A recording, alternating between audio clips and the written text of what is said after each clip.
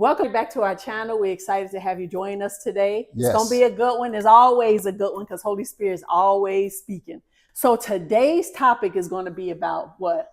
Oneness, right? That big word that everybody keep trying to avoid. That's a good point.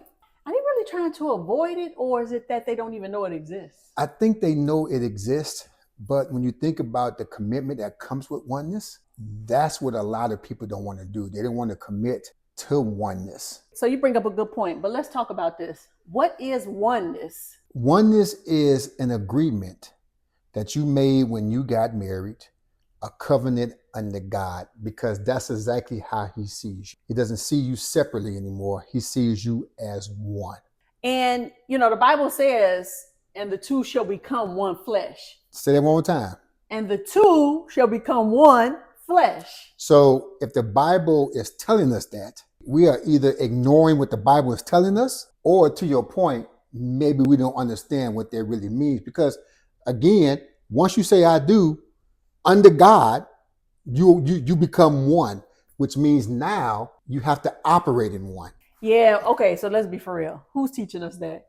Because at the end of the day, when God brought to our attention, he wanted us to become one. That was after 17 years of marriage. So if what you say is true, then most of us who've been married should automatically step into that role. So where is the disconnect?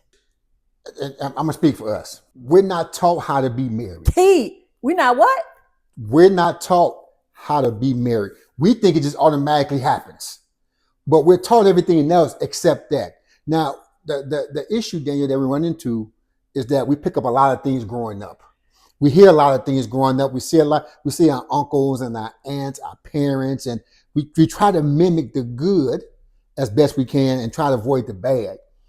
The problem that we run into is that even the good that we see might not be operating the way God wants it to operate, right?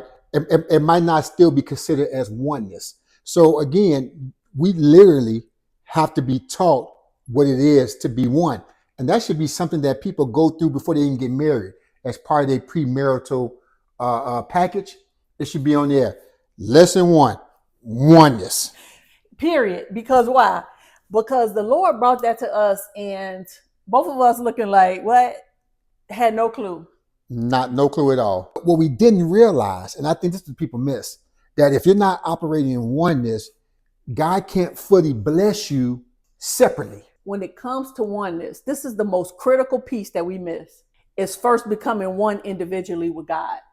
See, we think by the time we get to I do, we already got some form of relationship with God and all that stuff. But the key to this and the success of your marriage, whether you've been married 2 years, 25 years, 2 days, if you plan on getting married, listen, becoming one with God intimately, like literally more intimate with him, is the key to your success in oneness, because the oneness is not about me, my husband, coming into agreement with each other, right? It's not about that, because we can come into agreement with some mess. Correct. Did we not? And what? Was God in the midst of that? Well, we were a hot mess. Very. But look.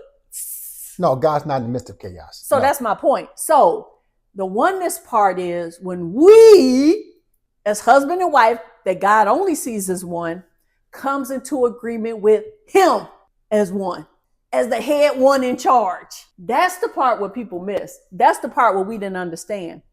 So it's not just that we coming into agreement with each other, because that's where the battle between husband and wife, where we were at, that was our battle. Yes. Well, you're not doing it the way I want to, and vice versa, right? You don't see it my way. What was your favorite line? We're going to agree to disagree. Oh, I used to want to I hated that. Well, we're going to agree to this. I'm like, I'm not disagreeing. Like, please, let's just work it out, right? And so I know that's very frustrating. Well, then, let's stop. Because I think what the people want to hear is what happened when we weren't operating in one, and what's the benefit of us operating in one now? Okay. I think you're starting to preach, and we're in that church. I'm always at church. Okay. So anyway, you start the convo. What was it like before when we was operating out of sync with God? Here's the devastating truth about not operating in one. Again, you're led that if you do all these worldly things, all these natural things, that your life will be, you'll be living a great life, right? And that life was portrayed in the natural as a great life, right? And like we mentioned, 17 years of doing it incorrectly. So even in that midst of all of that stuff, you got all this natural stuff, the home and all the stuff that go with that, but you're not realizing that you're not operating in one.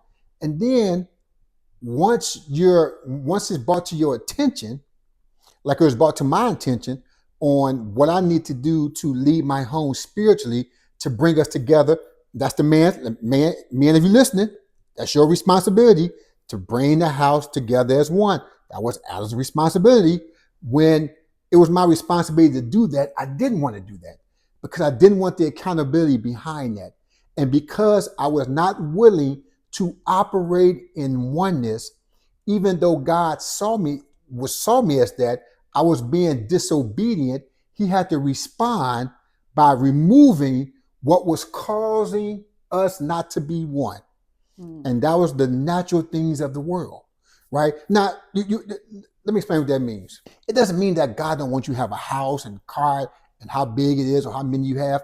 It's nothing at all. He just wants you to understand that in order for you to have those things and have those things as a blessing from him, you have to operate in oneness. And all those things we achieved on our own sweat and blood. We broke our backs. And it requires us to keep up. The very thing I hear today from men today, I'm working 50, 60, 70 hours a week. I'm burnt out. I can't do this. No one loves me. My wife, my this. That's because you're not operating in oneness. You've made a decision to take all of that burden on your own. So you can't even enjoy what you claim God has blessed you with. How you know that the man feeling that and dealing with that? Because that's what I was feeling. That's where I was at.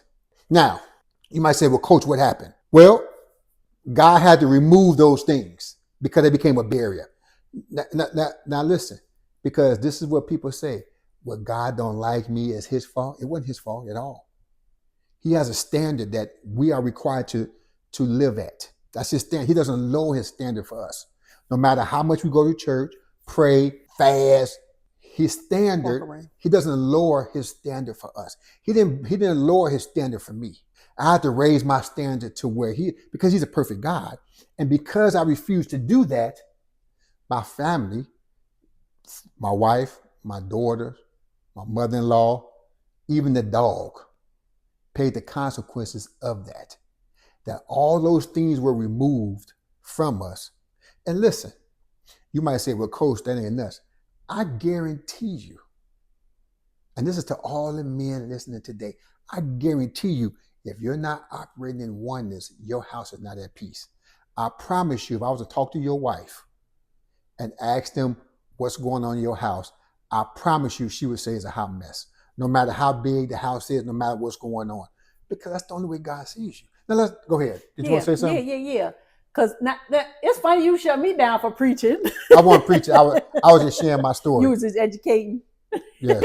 No, you weren't preaching. No, you telling the truth, right? And the truth shall set you free. And that's the whole goal. That's it. That's the bottom line. We have to get away from make-believe.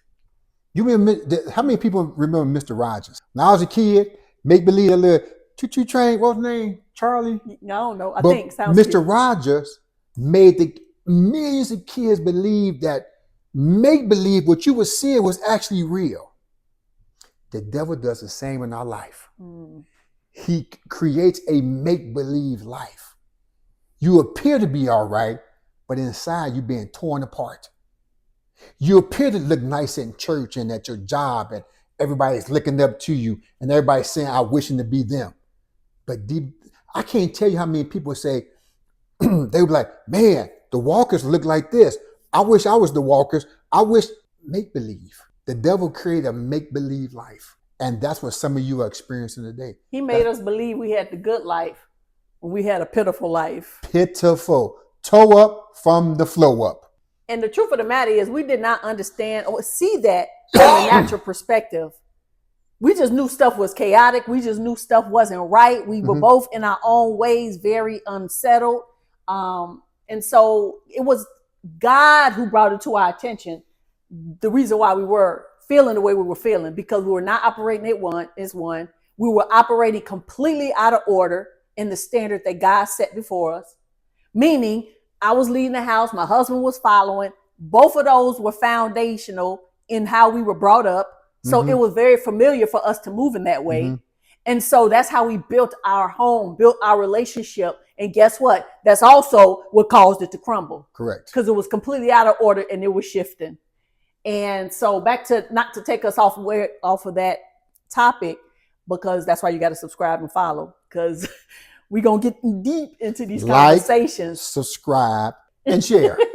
So anywho, but the oneness piece is so critical because you talked about what it looked like before, right? When we were not operating in one, we were very much at odds with each other, right? But what's on the other side of oneness? So when God removed all that natural stuff from us, and he took us from an extended state, and God moved us down here, is when we really started to see and really start to focus on understanding what the oneness was really about. And that's when the blessings start to overflow. And Danielle, if we're truthful with ourselves, we have been blessed. We've been down here, 5 years? Every year has been a new level. It was so much that happened between there that got us to this place that we could operate as one. And the huge part of it was what, husband? Because you said, or God removed it all because of why? Because of my disobedience. Correct. So how did God restore it all?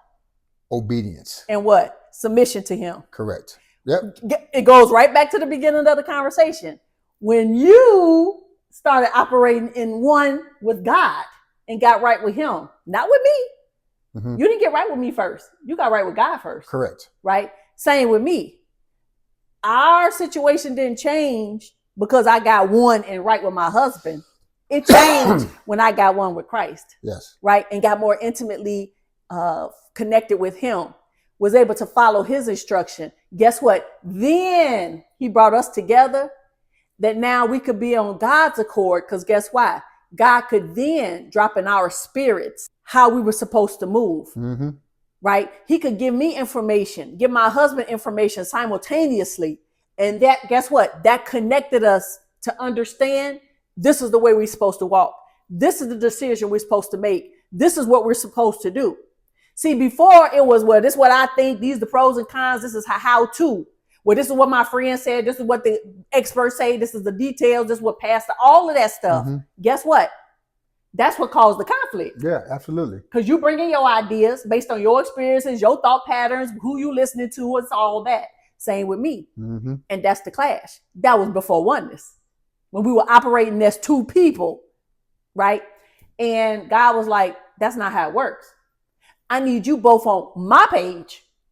Y'all trying to force each other on each other's page. And guess what? Both them pages is wrong. Scratch them all off. Yes. Tear them out the book. And so that's where it really started to change for us.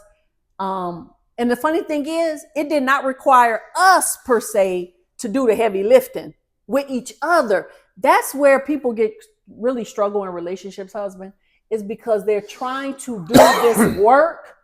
Like, well, I'm working on trying to do this. I'm working on trying to do that. I'm working on trying to be a better wife. Well, what does that look like? Correct.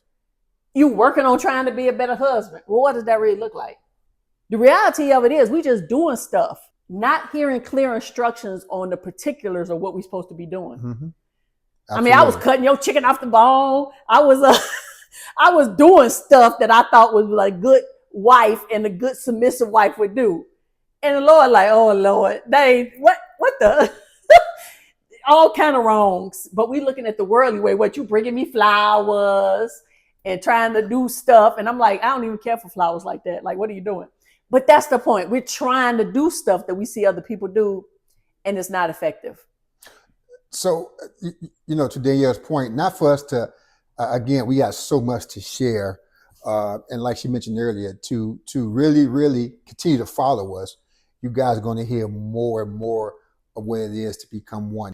I mean, you're going to hear a lot of testimonies and things that God has done because the decision was made by the spiritual head of the home and then by my helpmate for us to both become one.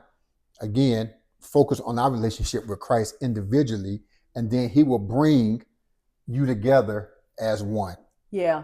No, I totally agree. So we'll share those, like the details and how we walk it out and those decision makings and things like that. Right now, we're just trying to lay some groundwork. So hopefully you're able to, follow along. Drop us some comments. Tell us what your struggle is. That way we can, guess what, help to address those things in the conversation that we have with you, because we have a multitude of stories to share. Mm-hmm. And so we don't want to overwhelm you. Correct. And we, as we telling this story, it's like, oh man, we could really go deep. We could be here for hours. Literally, like days. Yeah. So drop us some comments about things you're struggling in, things you like for us to talk about. And we'd be more than happy to help and address these. So that way, guess what? You can get the encouragement, the tips, the advice, the help, the support that you need. And if it goes beyond this, you can always reach out to us at wearewalkersunited.com. We'd be happy to connect with you. Have a wonderful week. Take care.